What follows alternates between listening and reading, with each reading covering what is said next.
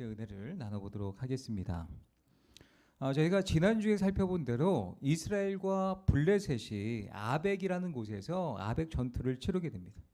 이스라엘 백성들이 이 전투에서 34,000명이 죽게 돼요. 그리고 이스라엘의 영적인 지도자였던 홈니와 비느하스가 죽게 됩니다.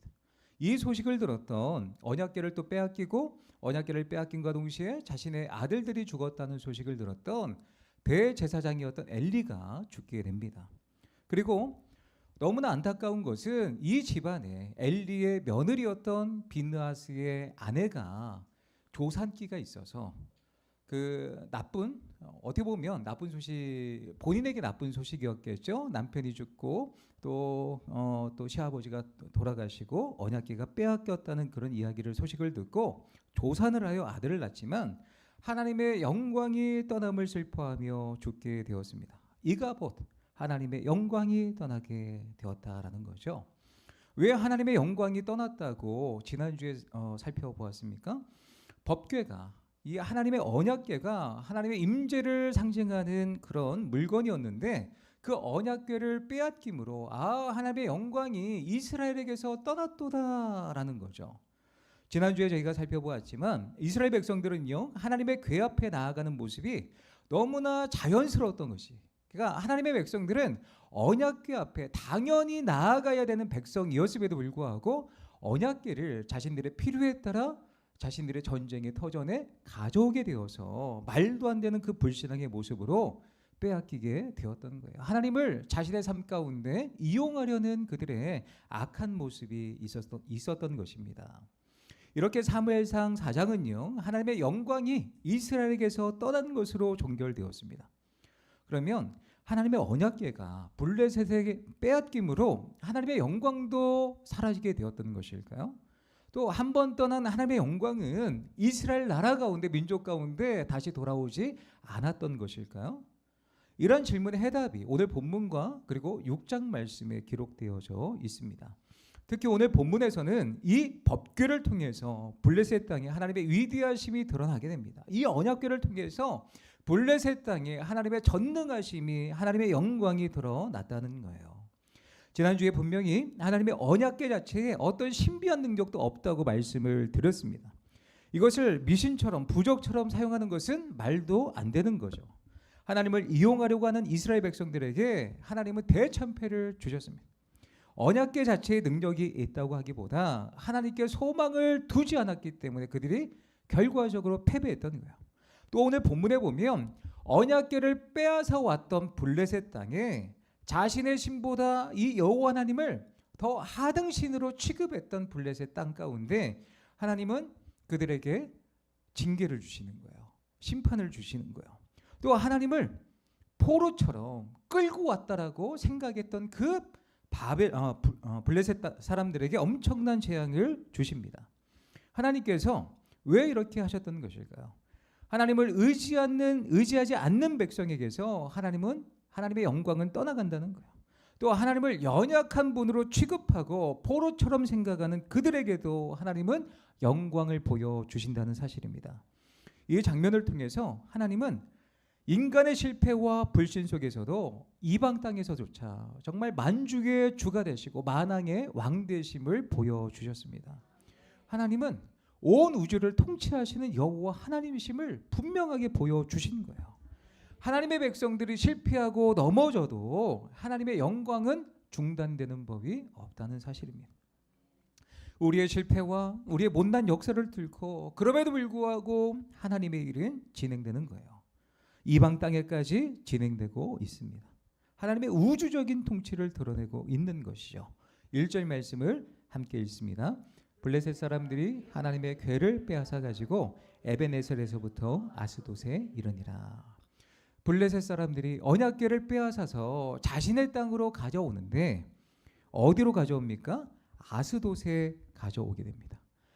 그림을 보면 지도가요, 실루에서 언약궤가 있었죠. 에벤에셀 그리고 아벡 전투에서 언약궤를 빼앗기게 됩니다. 그리고 그 언약궤가 이 블레셋 5도시 중에 한 도시였던 아스돗에 가게 되었던 거예요. 그 아벡하고 가장 가까운 그런 5대 도시 중에 하나였습니다. 블레셋은요 5도시로 이루어진 도시 국가입니다. 아스돗, 가드, 에그론, 가사, 아스골론. 여기 보시면 동그라미로 빨간 동그라미 안에 블레셋 5도시가 그렇게 되어져 있죠. 이렇게 5방백으로 이루어진 도시 국가였습니다. 하나님의 언약궤를 아스돗에 두었다고 하는데요. 아마 이들은 아벡 전투에서 승리하고 가장 가까운 지역이었던 아스돗의 언약궤를 가지고 갔던 거예요. 또한 언약궤를 빼앗아 간 이유가 무엇일까요? 고대 근동에서는 전쟁 자체를 국가와 국가 간의 전쟁으로 보지 않은 거예요. 민족과 민족 간의 전쟁으로 보지 않은 거예요. 신들과 신들의 전쟁으로 보았던 것입니다. 출애굽할 때 애굽에서 몇 가지 재앙이 있었습니까? 10가지 재앙이 있었잖아요. 그런데 이 10가지 재앙은요, 애굽에 유명했던 10가지 신들을 하나님께서 물리치신 거예요. 이기신 거예요. 하나님의 능력을 보여주는 그런 장면입니다. 또한 이스라엘의 언약궤 자체가 하나님의 임재로 상징되었는데요. 지난주에 살펴보았던 사무엘상 4장 말씀에 보면 이스라엘 진영 중에 하나님의 언약궤가 들어오자 환호성이 막 넘치게 되죠. 그 소리를 들었던 블레셋 사람들이 하나님의 언약궤가 이 이스라엘 진영 중에 들어왔노라고 그들이 어떤 반응을 보이게 됩니까? 같이 읽습니다. 우리에게 화로다. 누가 우리를 이 능한 신들의 손에서 건지리오. 그들은 광야에서 여러 가지 재앙으로 애굽인을 친 신들이니라. 이 고백 가운데는요, 블레셋 사람들의 생각, 고대 근동 사람들의 생각이 담겨져 있는 거예요.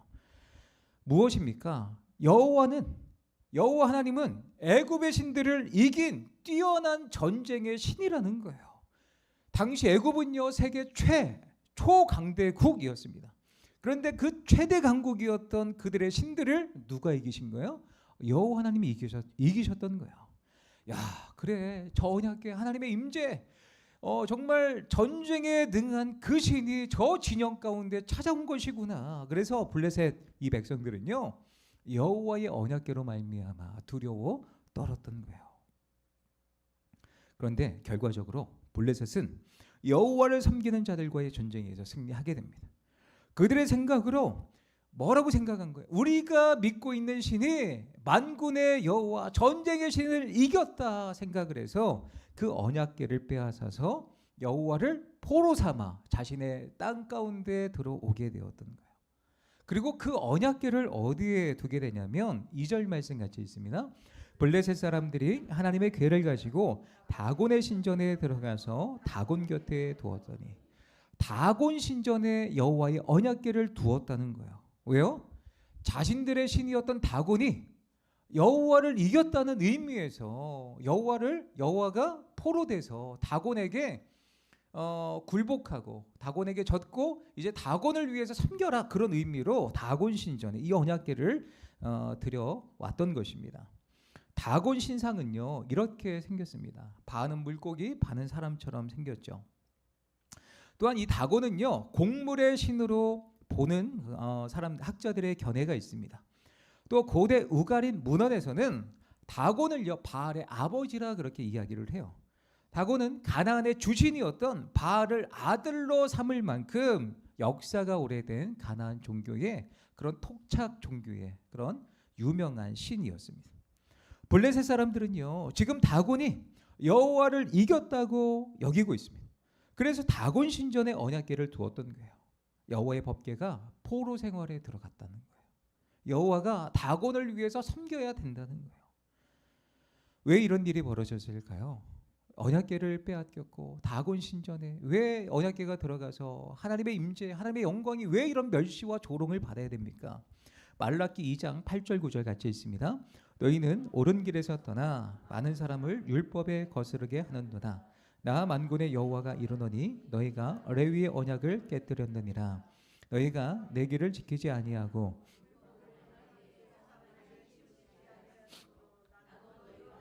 모든 백성 앞에서 멸시와 천대를 당하게 하였느니라. 이 말씀에 보면 나도 너희로 하여금 모든 백성 앞에서 멸시와 천대를 당하게 하였느니라. 하나님의 백성들이 하나님의 율법을 버리니까 누구도 천대와 멸시를 받는다는 거예요. 여호와 하나님도 멸시와 천대를 받는다는 거예요. 지금 이스라엘이 경험하고 있는 상태가 똑같습니다. 그들의 실수와 미신적 행위로 말미암아 하나님께서 이방 땅에서 멸시와 천대를 받고 있는 거예요. 다곤신 앞에서 여호와의 법궤가 지금 포로로 붙들려서 그 다곤신을 섬기라고 이 블레셋 사람들이 그 다곤 신전에 언약궤를 둔 것입니다. 이것이 고대 그 사람들의 신앙적 개념이었어요. 하나님도 하나님의 백성들이 하나님의 말씀을 저버리니까 내가 스스로 멸시와 천대를 당하게 하였느니라. 하나님께서 말씀해 주신 것이죠. 그렇습니다. 어쨌든 이 블레셋 사람들은요, 그들이 섬기는 그 신이 이 여호와 하나님을 이겨서 포로로 끌고 왔고, 그 여호와 하나님은 이 다곤신과 다곤신을 섬기는 백성들을 위해서 다곤신과 연합하여서 합력하여 선을 이루게 되는 그런 시너지 효과를 기대했던 것이죠. 그래서 자기들에게 이 여호와 하나님도 복을 가져다주는 그런 위치로 생각했던 거예요. 그런데 정말 그렇습니까? 여호와가 전쟁에서 지신 것인가요? 아니라는 거죠. 오직 역사의 주인공은 여호와 하나님이십니다. 하나님만이 천지를 창조하셨고 또 하나님만이 전지전능하십니다. 3절 말씀을 함께 읽습니다. 아스돗 사람들이 이튿날 일찍이 일어나 본즉 다곤이 여호와의 궤 앞에서 엎드러져 그 얼굴이 땅에 닿았는지라.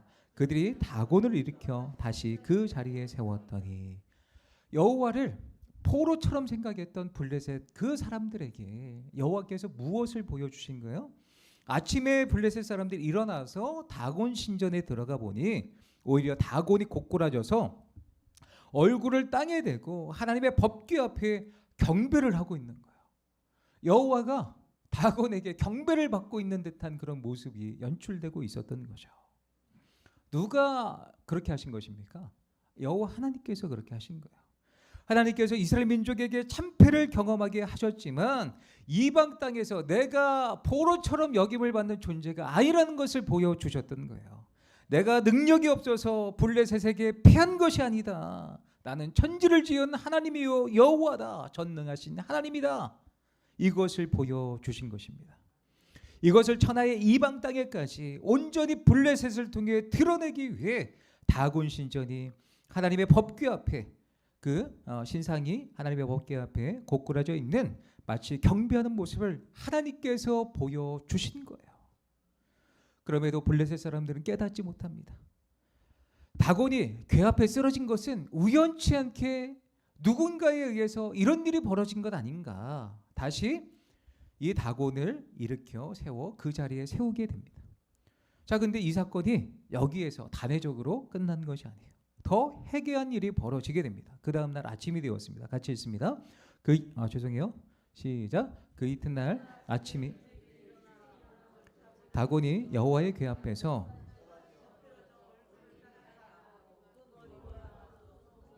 문지방에 있고 다곤의 몸뚱이만 남았더라. 제가 순서를 잘못 배치했는데요. 이 다곤 신상이 여호와의 언약궤 앞에서 고꾸라져 마치 경배하듯이 고꾸라져 머리와 손목이 잘려 있는 채 몸뚱이만 남게 됩니다. 전날과 똑같은데 다른 것이 있다면 머리가 끊어지고 손목이 끊어지게 됩니다. 다곤의 머리와 두 손목이 끊어진 것은 고대에 있었던 형벌과 관련이 있는 거예요. 특별히 사고력을 상징하는 머리, 능력을 상징하는 이 두 손을 자름으로써 다곤은 사고나 인식조차 하지 못하는 거짓된 우상일 뿐 아니라 아무런 능력도 행할 수 없는 무능력한 우상이라는 사실을 여호와께서 블레셋 거민들에게 보여주신 거예요. 하나님은 어떤 분이십니까? 하나님은요, 능력이 있으신 분이에요. 전능하신 분이에요. 우주를 통치하시는 분이에요. 블레셋 땅도 그 백성도 하나님의 주권 가운데 있다는 것을 보여주셨던 것입니다. 6절 말씀 같이 읽습니다. 여호와의 손이 아스돗 사람에게 엄중히 더하사 아스돗과 그 지역을 쳐서 망하게 하니. 오늘 본문에서 4번이나 강조되는 표현이 있다면 여호와의 손이라는 표현입니다. 그리고 2번이나 강조되는 표현이 있다면 여호와의 손이 엄중히 더하사라는 표현이 2번이나 나와요. 다곤은 손이 끊어져서 누구도 도울 수 없는 그런 연약한 존재가 되었지만 여호와의 손에는 능력이 있다는 거예요. 도울 힘이 있다는 거예요. 권세가 있다는 것입니다. 그래서 그 여호와의 손으로 아스돗 사람에게 독한 종기의 재앙으로 그 지역을 쳐서 망하게 합니다. 이것을 블레셋 사람들도 인정을 해요. 여호와의 손이 그렇게 했음을 인정합니다. 7절 말씀 같이 읽습니다. 아스돗 사람들이 이를 보고 이르되 그의 손이 우리와 우리 신 다곤을 친다. 그의 손이, 여호와의 손이 우리 신 다곤을 친다. 이것은 놀라운 표현이죠. 자신들의 신 다곤이 여호와를 이겨서 여호와를 포로로 잡아왔다고 생각했는데 그것이 아니라는 거예요. 여호와의 손이 우리 신 다곤을 친다. 이방 민족이 고백을 하고 있어요. 여러분, 성경에서 말하는 손, 성경에서 말하는 하나님의 손은 하나님의 통치와 경영과 섭리를 말합니다. 하나님의 손 그러면 바로 그분을 설명하는 거예요. 이들은 이런 일이 벌어진 후에 어떤 대책 회의를 내놓게 됩니까? 블레셋 사람들이 결정을 내려요. 8절 말씀 같이 있습니다. 이에 사람을 보내어 블레셋 사람들의 모든 방백을 모으고 이르되 우리가 이스라엘 신의 궤를 어찌하랴 하니 그들이 대답하되 이스라엘 신의 궤를 가드로 옮겨가라 하므로 이스라엘 신의 궤를 옮겨갔더니 야, 이곳에 두지 말자. 아스돗에 두지 말자. 가드로 옮기자. 그래서 5도시 중에 또 다른 도시였던 가드로 이 언약궤를 옮겨가게 됩니다. 왜 이들이 가드로 옮겨갔을까요? 아스돗의 다곤 이 신은 여호와 하나님을 담아낼 수 없다. 그러면 다른 지역으로 옮겨서 또 여호와는 지역신으로 이들이 생각했다는 거예요. 야, 이 아스돗까지 여호와의 영향권에 있나 보다. 그러면 여호와가 손을 쓸 수 없는 가드라는 지역으로 이 언약궤를 보내면 아무런 일이 일어나지 않을 거야. 그래서 언약궤를 다른 장소로 옮기게 되었던 거예요.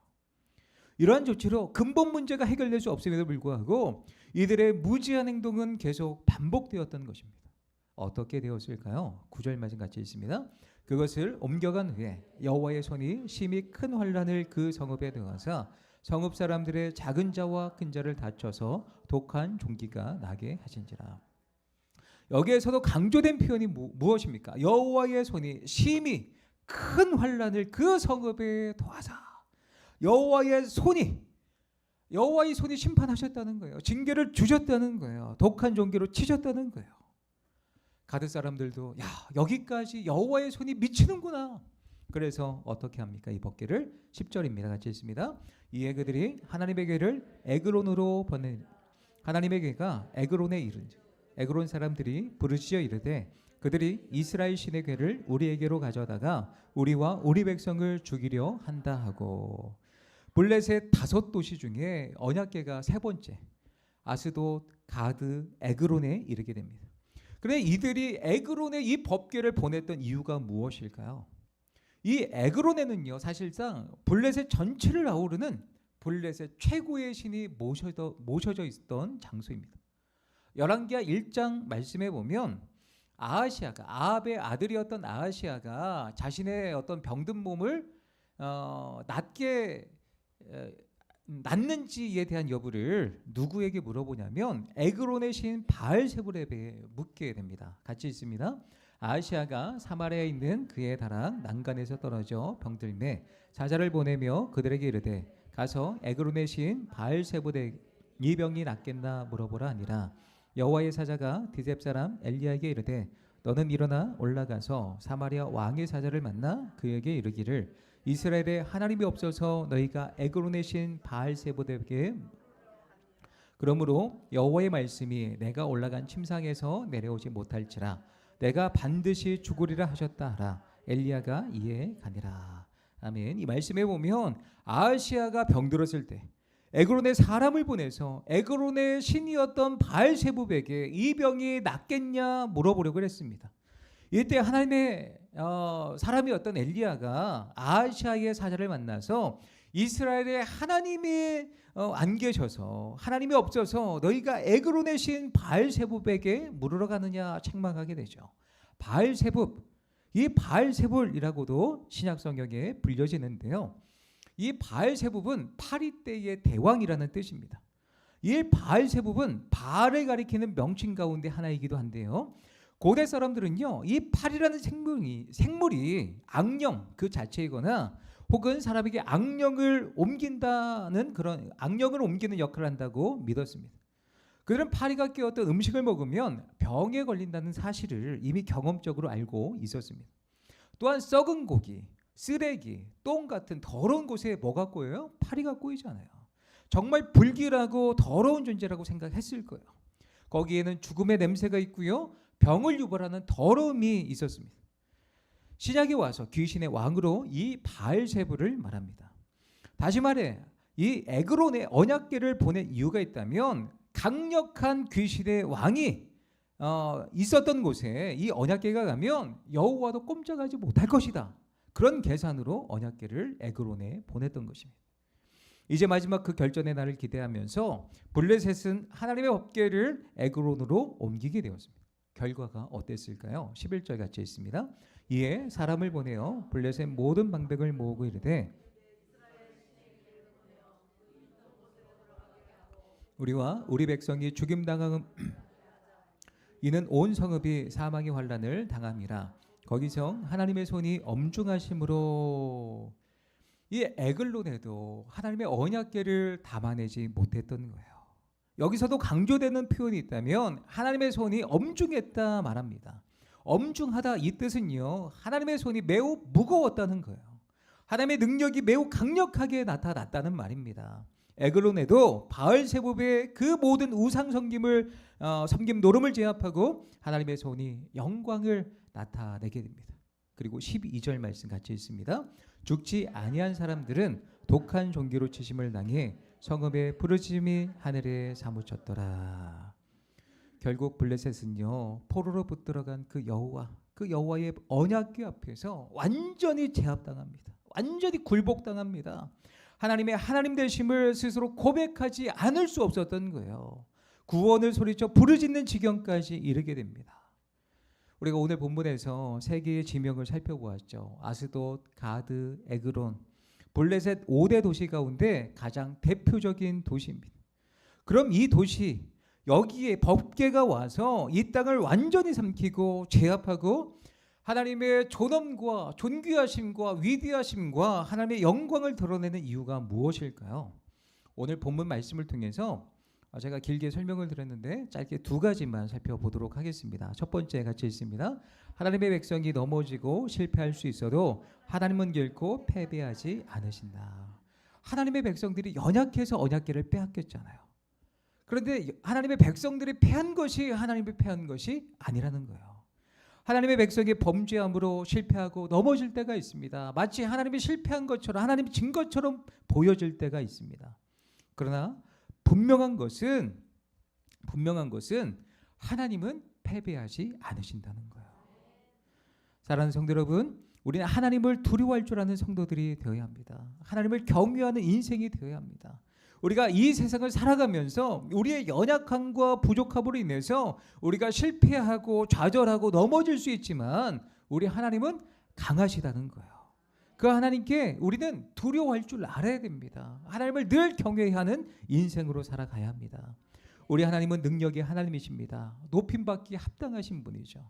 우리의 상황과 현실이 어떠하다 할지라도 하나님을 늘 두려워할 줄 알고 하나님을 경외하고 하나님의 때에 따라 일하심을 믿고 나아갈 때에 이런 착각과 잘못된 행동에서 껍데기 신앙에서 벗어날 수 있다는 거예요.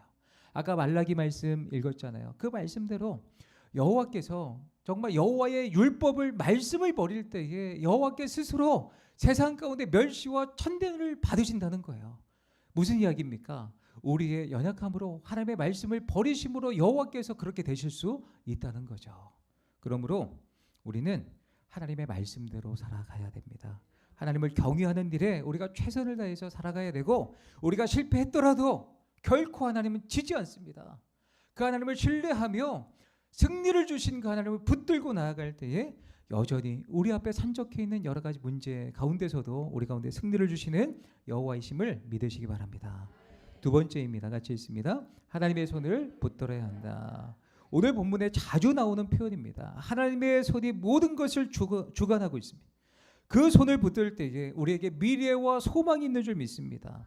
시편 37편 말씀 같이 읽습니다. 그는 넘어지나 아주 엎드러지지 아니함은 여호와께서 그의 손으로 붙드심이로다. 아멘.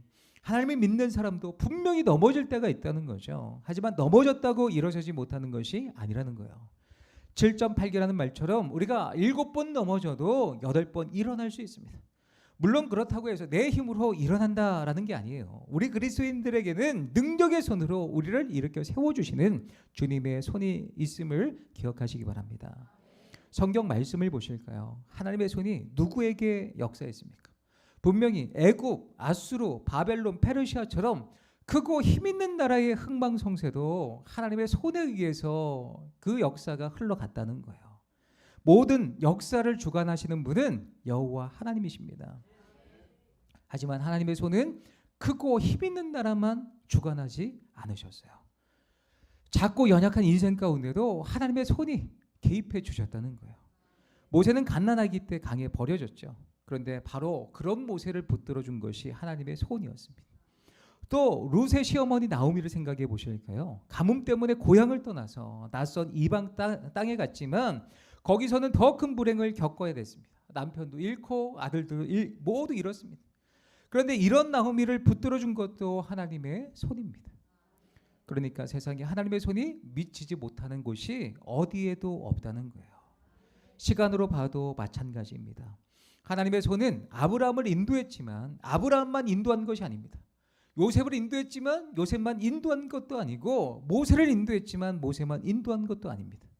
아브라함을 인도하시고 요셉을 인도하시고 모세를 인도하신 하나님은 오늘 우리의 삶도 인도해 주시는 줄 믿습니다. 과거, 현재, 미래를 막론하고 하나님의 손이 그 영역이 미치지 않을 때는 없다는 거죠. 그렇기 때문에 우리 역시 하나님의 손을 의지할 수 있습니다.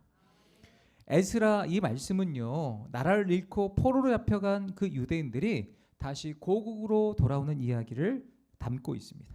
에스라 7장 9절 말씀 함께 있습니다. 첫째 달 초하루에 바벨론에서 길을 떠났고 하나님의 손 다섯째 달 초하루에 예루살렘에 이르니라. 이 말씀에 보면 유대인들이 나라를 잃고 포로로 잡혀간 곳이 바벨론 땅이었는데 이제 에스라와 함께 하나님의 손이 도우심으로 그들이 고국으로 돌아오게 됩니다. 그 기간이 4개월이나 되었던 거예요. 지도를 펴보면 직선 길이가 1000km가 넘습니다. 서울에서 부산까지 왕복하는 것보다 더 먼 거리이죠. 또 이 길은요, 광야 사막을 지나야 되는 죽음의 길이었습니다. 그럼에도 말씀해 보면 하나님의 선한 손의 도움을 힘입어서 예루살렘에 무사히 도착했다는 거예요. 우리도 마찬가지입니다. 분명히 우리의 길에는 예수님께서 함께 하시지만 에스라와 유대인들이 걸었던 바벨론에서 예루살렘으로 가는 길과 별로 차이가 없을 거예요. 때때로 광야 같은 길이 우리를 기다릴 것이고 때때로 여러 강도의 위협이 있을 수도 있을 것이고 여러 삶의 그 어떤 광야를 지나가는 모든 여정 가운데 큰 어려움이 도사리고 있을 것입니다. 멀고 험하고 무슨 낭비를 겪을지 알 수 없는 것이 바로 우리가 걷고 있는 길이라는 거죠. 하지만 하나님께서 선한 손으로 오늘 우리도 도우시고 인도하시기 때문에 우리 역시 이 길을 걸어갈 수 있다는 것입니다. 이사야 41장 10절 말씀 같이 읽습니다. 두려워하지 말라, 내가 너와 함께함이라. 놀라지 말라, 나는 내 하나님이 됨이라. 내가 너를 굳세게 하리라. 참으로 너를 도와주리라. 참으로 나의 의로운 오른손으로 너를 붙들리라. 아멘. 말씀해 보면 주님께서 우리 가운데 약속하고 계세요. 참으로 나의 의로운 오른손으로 너를 붙들리라. 하나님께서 오늘도요, 우리의 모든 삶에 그 의로운 오른손으로 우리를 붙들어 주실 것입니다. 십자가에 달리신 예수님께서도 마지막 숨을 거두시면서 자기 영혼을 하나님의 손에 부탁한다고 말씀하셨죠. 분명 우리의 삶은 너무나 연약합니다.